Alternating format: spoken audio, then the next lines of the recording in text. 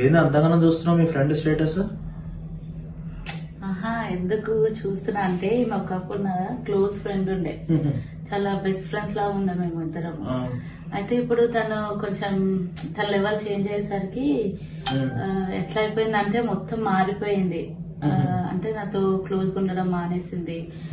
అంటే మా మధ్యలో ఉన్న ఫ్రెండ్షిప్ అంటే పోయింది. అంటే నన్ను చాలా డిగ్రేడ్ చేసి చూడడము, అంటే నన్ను చాలా తక్కువ అంచనా వేయడము, అట్లా కొంచెం తక్కువ చేసి చూస్తా ఉంది అన్ని విషయాలలో. ఎప్పుడైనా కాల్ చేసినా లిఫ్ట్ చేయట్లేదు, లిఫ్ట్ చేసినా అవాయిడ్ చేయడము.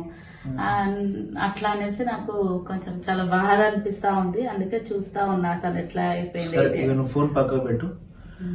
ఇంకా నువ్వు నీకు నిజంగా మన లైఫ్ లో అందరిలో లైఫ్ లో ఒక బెస్ట్ ఫ్రెండ్ అని ఉంటాడు. అట్లనే నా లైఫ్ లో కూడా ఒక బెస్ట్ ఫ్రెండ్ ఉన్నాడు.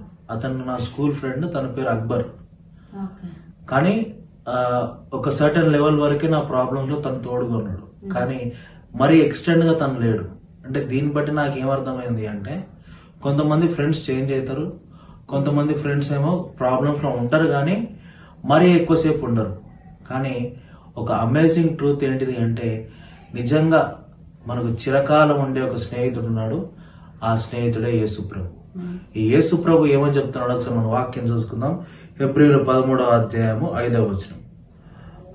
I will never leave you, never forsake you. అంటే దేవుడు మనల్ని ఎన్నడూ విడవడు, ఎడబాయడు. అంటే అన్ని విషయాల్లోనూ, అంటే మన యొక్క మిస్టేక్స్ లో కూడా మన యేసుప్రభు మనతో పాటే ఉంటాడు. మన యొక్క ప్రాబ్లమ్స్ లో మన యేసయ్య మనతో పాటే ఉంటాడు.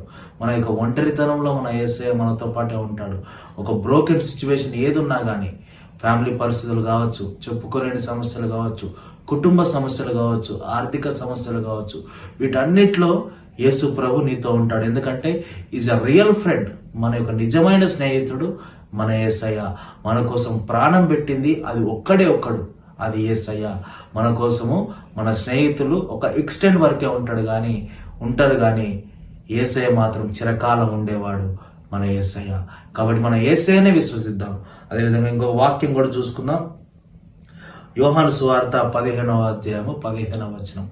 దేవుడు మనల్ని ఏమని పిలుస్తున్నాడంటే, ఒక దాసుడుగా చూస్తలేడు, ఒక దాసురాలుగా చూస్తలేడు, లేదంటే ఒక స్లేవ్ గా నిన్ను చూస్తలేడు. God is calling you as a friend. దేవుడు నిన్ను ఒక స్నేహితుడుగా చూస్తా ఉన్నాడు. నువ్వు నా స్నేహితుడు అని చెప్పి వాక్యం చెప్తా ఉంది. కాబట్టి నిజమైన స్నేహితుడు మన యేసయ్య. ఎవర్ లాస్టింగ్ ఫ్రెండ్షిప్ ని మన యేసు ప్రభు మనకు అనుగ్రహించి ఉన్నాడు. యోహాను సువార్త 3:16 దేవుడు లోకాన్ని ఎందుకు ప్రేమించాడు అంటే, మనందరినీ తన స్నేహితులుగా మార్చడానికి. ఈరోజు నిజమైన స్నేహితుడు నిన్ను ఆహ్వానిస్తా ఉన్నాడు. నువ్వు ఏం చేయాలి అంటే, మనుషుల పైన ఆధారపడేదానికంటే నిజమైన స్నేహితుని పైన ఆధారపడితే దేవుడి నీ జీవితంలో అద్భుతమైన మేలులు చేయడానికి దేవుడు సిద్ధంగా ఉన్నాడు.